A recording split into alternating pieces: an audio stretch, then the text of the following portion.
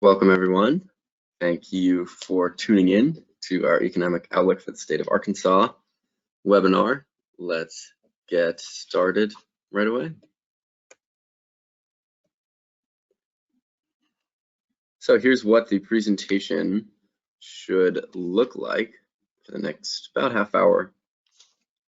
And then we'll leave a couple minutes for questions at the end. So first we'll go over our REMI models. We'll talk a little bit about where we get our data, what the models can do, what REMI is, and then we'll move right into our regional growth matrix, where we're looking at the big picture of all 50 states plus DC. Where do they fall in this matrix of population and employment?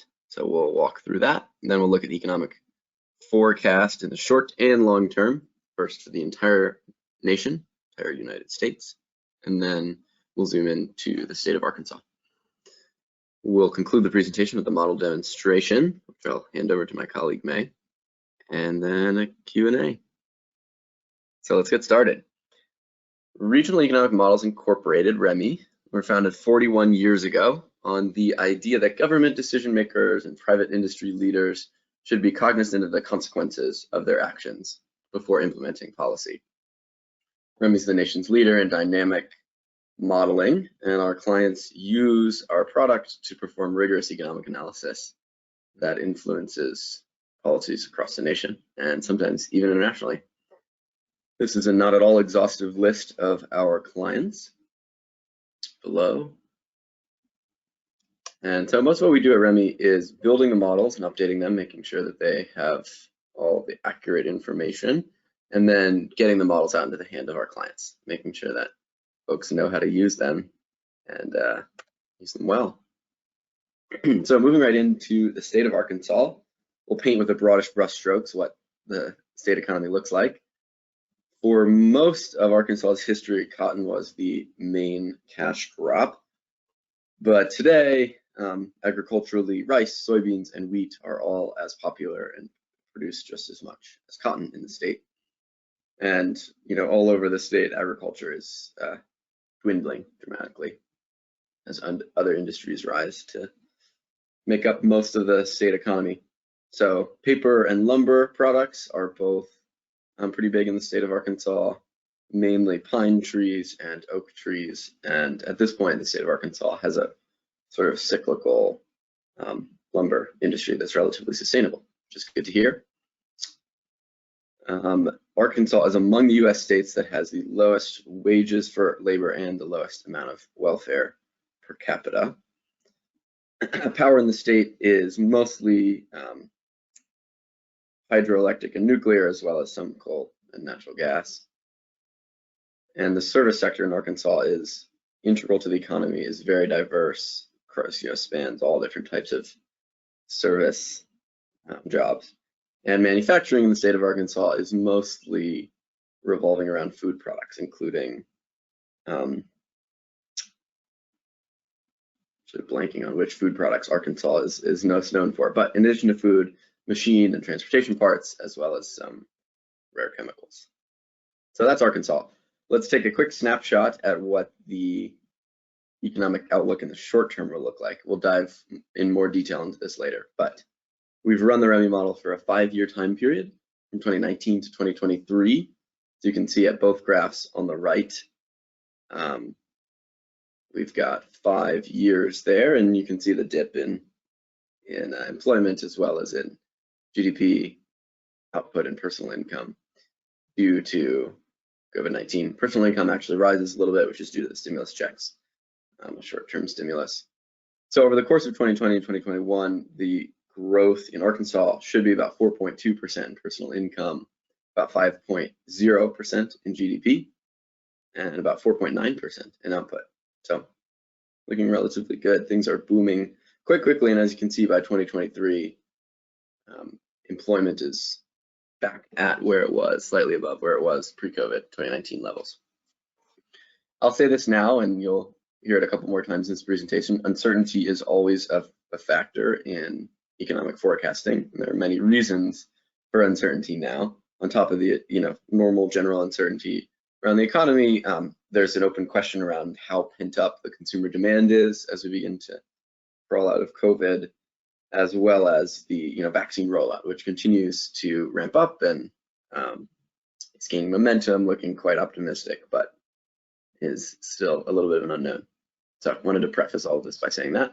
I also want to say briefly where we get our data from. So the models that we've are using today to run these forecasts and all of the REMI models get data from the Bureau of Labor Statistics, Bureau of Economic Activity, the Congressional Budget Office, also the University of Michigan's Research Seminar in Quantitative Economics. I wanted to highlight, especially that last bullet point, they're footnoted there. We've included, using their data, the $1.6 trillion stimulus package passed last month, vaccination trends, to the best of our ability, what they're looking like, as well as the beginnings of some consumer spending trends as well. We also get some data from the Census Bureau. Our models can actually get on the census tract level. So anyway, that's where we get our data from. Let's move right into this regional growth matrix. So here is what has gone into each of the two axes. So on our y-axis, we've got economic or employment factors. So that's looking at the rate of growth of the industries in each state, as well as the pay of their workers, the productivity, cost of doing business in that state, those types of factors. Demographically, as you might imagine, we're looking at the age of the population, how many people are retiring, how many people are moving into and out of the state, and housing and other amenities, what are they like? So I'll go around and talk briefly through each quadrant, and then we'll see where Arkansas falls on this map. So top right, I'll go in clockwise, starting with the top right, our growth economies. We're looking at Colorado and Texas as good examples of this, where both population and employment trends are favorable. Industries are growing, people are moving into the state, things are looking up. Bottom right, we've got our lifestyle economies. Virginia is a great example of this. These are states where the population trends remain relatively favorable, so people continue to move to the state, even though the employment trends aren't as favorable. So, for whatever reason, industries aren't growing as fast, pay isn't as high, but continue to attract people to those states. Next up, we've got the growth. We've got the specific growth matrix where you can see where Arkansas is on this map. I wanted to just highlight, we're looking at the growth from the US average over a 2-year period, 2021 and 2022. I don't know if I didn't say that earlier. So as you can see, Arkansas is near the middle, but slightly we've lumped it into this, we've called them the Renaissance economies. So top left quadrant, where economic trends, as you can see, employment trends are relatively high. So, for whatever reason, whether it's older industries being replaced by newer growth industries, or any other reason, the employment trends look greater than the national average, as we've seen here in Arkansas. However, the population trends are slightly below the national average, meaning fewer people are moving to the state of Arkansas or other Renaissance economies than they are to other states in the US.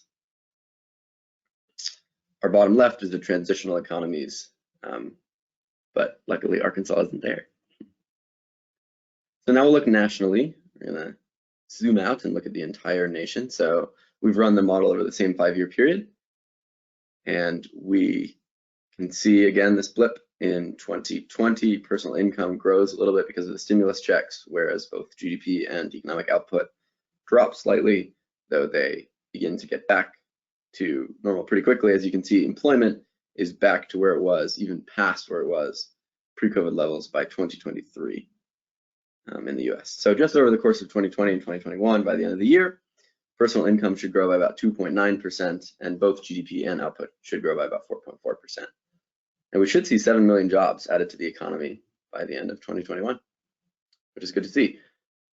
Let's look long-term now. So REMI models can forecast out to 2060. So we've done that. We've run them for this 4-decade-long period. So as you can see, the average growth rate per year in personal income is about 1.9% per year. GDP is about 1.8% per year, and output is 1.9% per year in the US on average.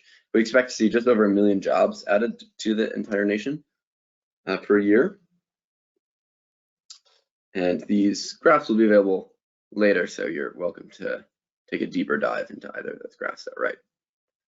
Let's zoom right back in to Arkansas. We'll look first at employment by industry, just in the industries that are growing the fastest. So I'll highlight a few: constructions in blue, healthcare and social assistance in orange.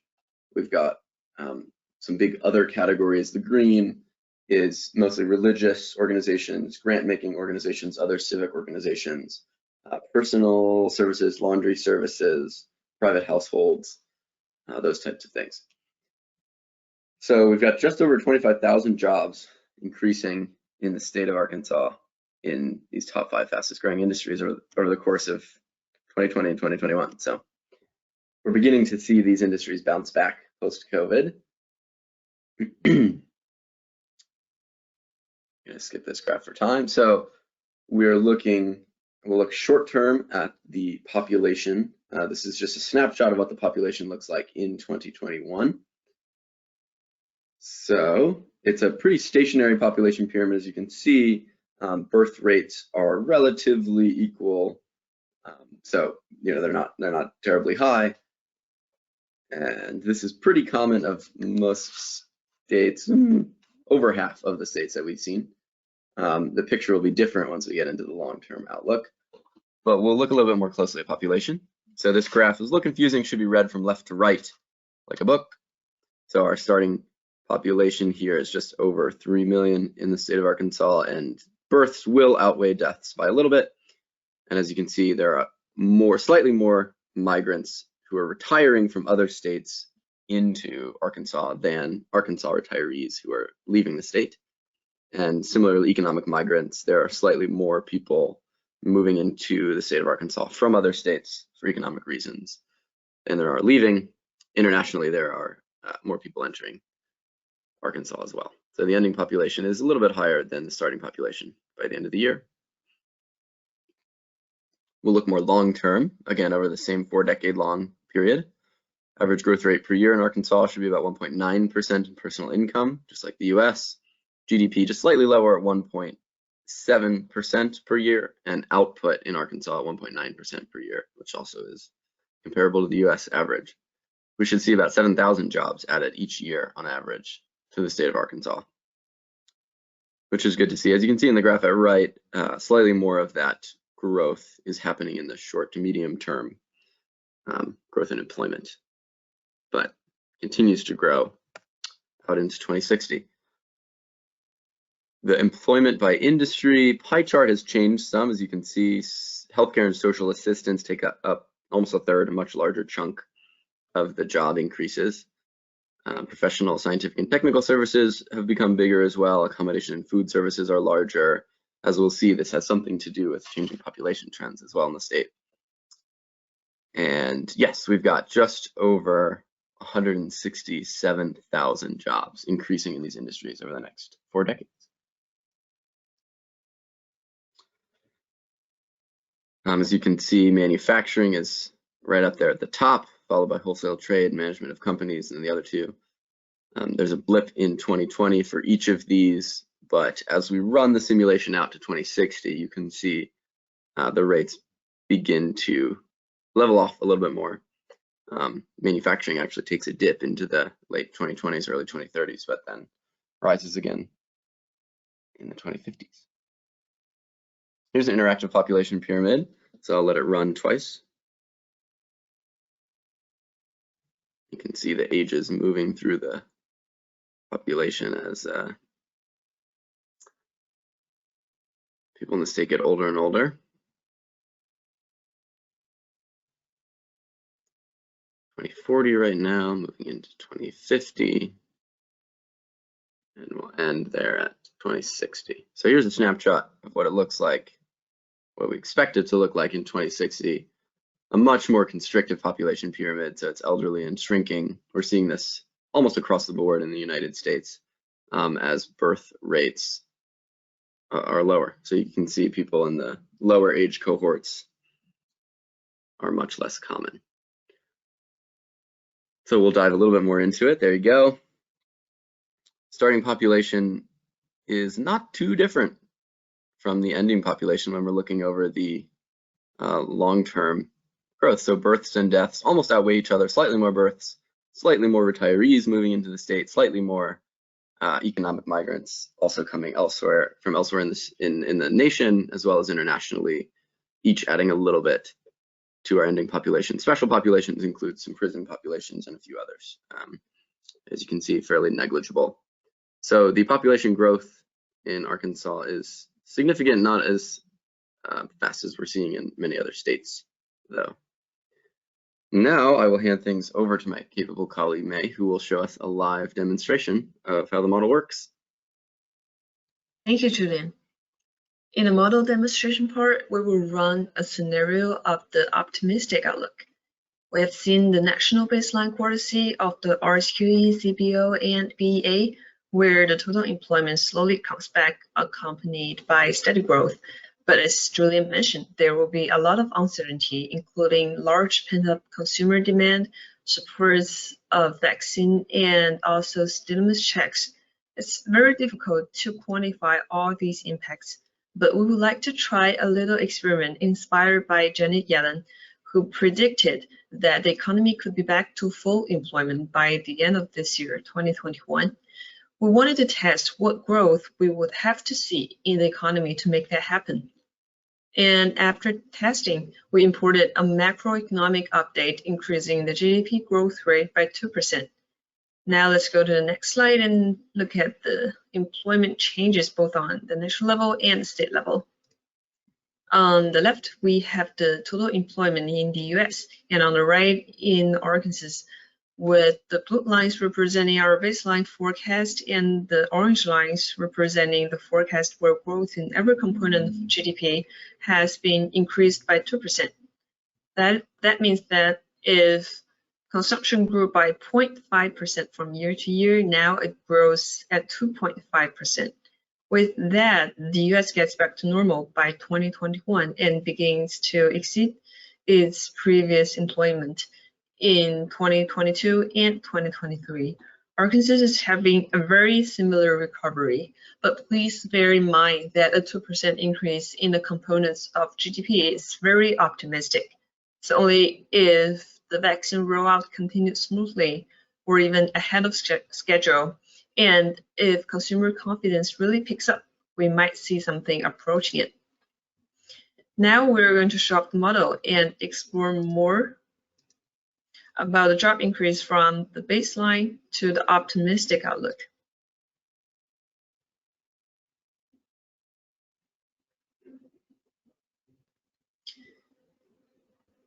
The model we're using is the 51 region model, which covers the 50 states and DC area. We're looking at the home screen of REMI model PI+. Its purpose is to provide quick and simple access points for starting your use of the REMI model and to simulate policy changes. By clicking on the appropriate tile, you're able to start creating any one of the 4 types of forecasts available in PI+. There are regional simulations, national simulations, regional controls, and national controls. If you're interested in exploring REMI's default control forecasts that form the basis of the model, you can dig directly into the data by clicking on the regional forecast or national forecast tiles. Let's do regional forecast now. The selected forecast will be open. It shows only the results section. You can see that some specific tables, maps, and data visualizations have been specially chosen to display REMI's baseline forecasts and also provide informative profiles of the national or regional economies. Previously, for the short-term and long-term outlooks, we used the national control to import the March update. Well, for now, we're importing another update with the higher GDP growth. Again, we'll be using the national control here, but for the macroeconomic values, instead of the baseline forecast, we chose the optimistic one. So now we have it as a macroeconomic change in the input list. And the next step is just to run it. But let's skip the running and come to results section directly. Now we're looking at the region of Arkansas State, and we're looking at years from 2021 to 2030. Here we can see what we have just imported. The lower line is representing the baseline, and the upper one is for the regional simulation for optimistic outlook. The gap here shows the differences between the GDP of these two outlooks. We just made this change here in the model, and as a result, we have the total employment differing from each other. Again, the lower one is the baseline, and the lower and the upper line is for the optimistic outlook. We can see that the gap between the total employment is even increasing over years, but we can also take a deeper look at what is happening between these gaps. To do that, we continue with the employment by industry. Here we're still looking at the state of Arkansas, but now I'm showing 23 industry sectors here.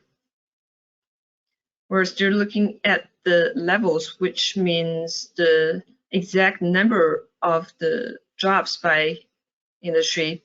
But since we're more interested in the differences, let's make it differences so we can know which industries are contributing the most job increase.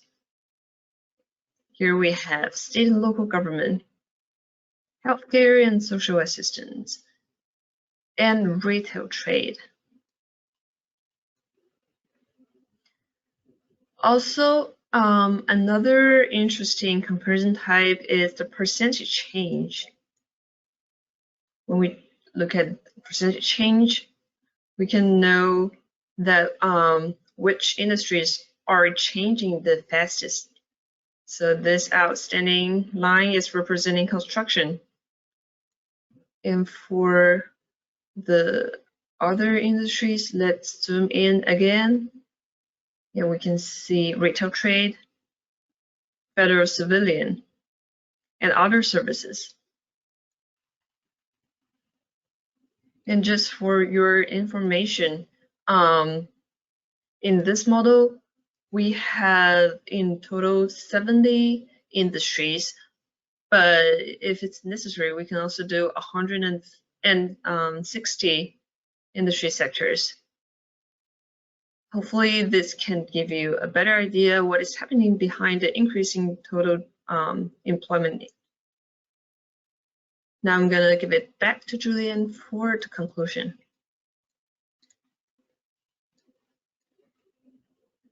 Thank you very much, May. That was very cool to see. Good demo. Okay, so what have we learned?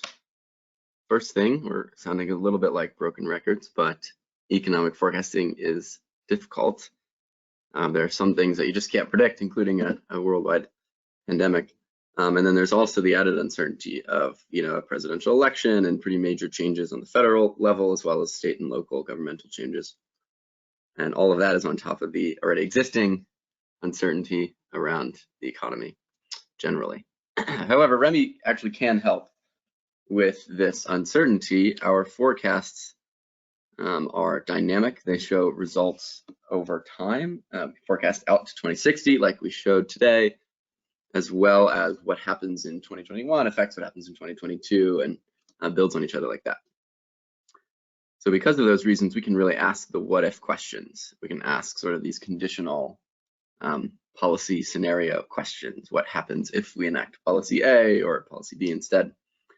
We often talk about the 3 C's of modeling, the 3 reasons why someone might use the REMI models. And the first is to clarify a complex policy problem, pick it apart into its different sections and highlight the connections between them all. Second is to calculate the quantitative hard data if you need that for grant application or impact report or anything of that nature. And the third is to communicate better to policymakers, show them, give them the impact argument, economic impact of policy.